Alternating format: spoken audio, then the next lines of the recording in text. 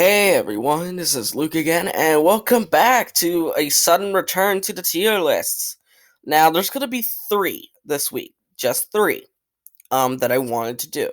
And this is a weird entry because I haven't really done this one. It's gonna be short, but the the three that I want to do is this one, the weapons tier list, it's the season 13 episodes, and the characters revision to the characters one because there are some season 13 characters that need to be tiered. So let's go with the weapons. So first off, we're gonna do some of the weapons that I know. So we have um the Anaconda Blade from season 4 Tournament of Elements. I like this one. This is a cool looking blade and it could slice through anything. Yeah, I like this. I like this. I like this thing. Um, the Mega Weapon. Heavily underutilized, but I do think it is a good weapon. It is kind of overpowered, though, so I'm going to kind of reduce it to A for now. Then we have the Sword of Souls, aka the Jade Blade. Um, yeah, the Sword of Souls is cool and all that. And you could pretty much, there's two ways to get someone into the Sword of Souls: wishing themselves away or striking them. But it begs the question, why didn't Nanakan just strike them if that was an option? But I do think that this is a very cool looking weapon, and yeah, it definitely deserves to be up in the S. Um, the Dragon Blade, I think that's what it was. The Dragon Blade, which is basically the key to make the fusion dragon of fire and water, which is cool and all that, but the problem is it's not really a weapon per se. It's a more of a tool. Because I remember when I was in martial arts before I retired, one of the key concept was when I got to black belt was that the weapons were to be used as tools and not actually weapons. Because a tool is used to help someone while a weapon is used to attack, like actually injure someone.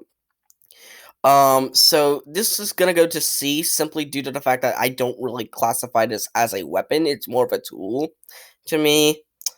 Um, the bow and arrow. I hate this thing. It was never effective in the show once. Name one time in the show that Zane used the bow and arrow effectively. You probably can't because you can't use that bow and arrow effectively. It was always either blocked. It was always blocked, really. So what was the point of this weapon, really, other than just because movie tie-ins? The Sword of Sanctuary. I think this is one of my favorite weapons, if not my favorite sword. I love swords, to be honest. But I love this because it sees your opponent's next attack and it pretty much lets you be super overpowered with your moves. But I just love its cool, sleek design, and I love how the blade is pretty much golden. So yeah, it definitely deserves to go into an S. Uh, the Time Blades. I love these things. I love these things just because they look like Wolverine's claws. If you've ever watched X-Men, they look like Wolverine's claws. Um, and the fact that there's four different ones and they just look so cool to use. And I would definitely, if they were I thought they were toys at one point, and if they were, I am so ashamed that I didn't get it because that would have been my. I would have bought it. I would have bought it. Not gonna lie. Next we have um the Jade Blades. Again, the same thing with the Dragon Bone Blade. Um, it wasn't really used as a blade at all during its tenure. It was more of a tool for survival, used for survival, as Chen would quote. So the fact that it was just purely forgettable. C is purely a forgettable weapon, and D are just straight up ineffective. B is okay, semi-effective, A, very effective, S, super effective, or just super cool looking, by the way. So yeah, it's just simply extremely forgettable. Um Wu's staff, it was effective at times. It wasn't effective all the time, but it was effective in a lot of cases, so I would have to put that at B. Chen Staff, very, very overpowered. But once it was broken, it was pretty much useless. So that it wasn't forgettable, but because that it was very easy to break. Like with Wu Staff, you could kind of break it and turn it into your own weapons. With this one, you can't really do that with Chen's staff. Well, it would have been an A. The fact that it got destroyed and was never used after it was destroyed kind of sent it down for me. Nia's spear or trident, whatever you want to call it. I haven't really seen her use it. So that's going to be C because I just really haven't seen enough usage of this. I've mostly seen her with a sword in her hand, but that's just me personally. The Oni mask. Yes, I know these are very popular. They were hella overpowered. They were very overpowered.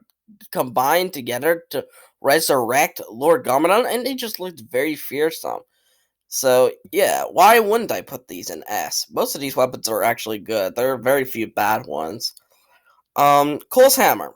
It's effective at times. It's not effective 100% of the time, but I think it's cool. I think it's a cool weapon. He's basically discount Thor, though.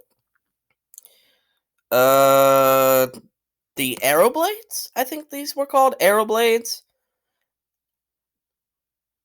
And these were to stop ghosts, I'm pretty sure.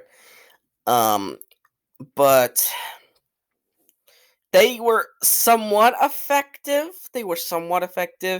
But mostly forgettable. So that's why I put them at C, because they were only used for like one season and that was it. Regular swords. Okay, again, they aren't forgettable because we've seen a bunch of swords in the show, but they're not effective 100% of the time. I haven't seen this one, so I'm gonna put this in forgettable. Zane's regular Shuriken. I wouldn't say bad. I wouldn't say bad, but something about Zane's weapons just don't work for him for some reason. I just feel that there needs to be some sort of elemental tie-in, otherwise it wouldn't work. A bone. Yeah, this was just not effective at all, pretty much. I don't even know what this one is, so it's automatically gonna be in D because C. I mean C, because I just don't know what this one is. I completely forget. Oh, no, go away, notification. Sorry, someone subscribed to the channel, so yay. The original golden weapons. Need I say more? These were the OG shit. And these were extremely cool. I want a Sword of Fire or a Scythe of Quakes as a toy. I would want any of them, really. And then we have the Legacy versions, which they're not as good, but they're still quite effective. They just look really wonky, really. The Fang staffs. Again, they weren't really used as weapons. They were mostly used as tools, as a sense. It was actually the reason why Pythor got the map for the Fang blades. I'm pretty sure. The Techno blades. I like these. They were heavily underutilized and they were effective. So, I would love these as a toy. I would love any of these as a toy. Size. I don't remember anyone using size in the show. The only thing I can remember of size ninja relating with size is Raphael from Teenage Mutant Ninja Turtles. I have not seen a single person use a Sai in Ninjago from what I heard. The elemental blades. I love these damn things. They were so heavily underutilized and were so effective. Man, I miss these things. Doubloon's pirate sword. I don't remember him using that at all. And since there's like two the same swords that I don't remember him using it at all. So C is straight up forgettable weapons. B is semi-effective. A very effective. S super effective slash super good, like super effective. I'm doing it in terms of effectiveness. Design does take into account. And I think the last one we have is the Dragon Bone Blade. I think this is what it is. The Dragon Bone Blade. This one, for some reason, harnessed elemental power but it was how forgettable.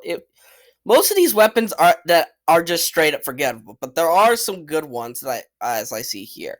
There's only very few bad ones, as you can see with the Bone and Zane's weapon. Zane, my boy, you need to get better weapons. Okay, but yeah, that is the weapons tier list. I hope you guys like this video. Give it a thumbs up, subscribe to the channel by clicking on that red subscribe button, and click on the notification bell to receive every video that I will upload. And I'll see you folks in the next video. Bye bye.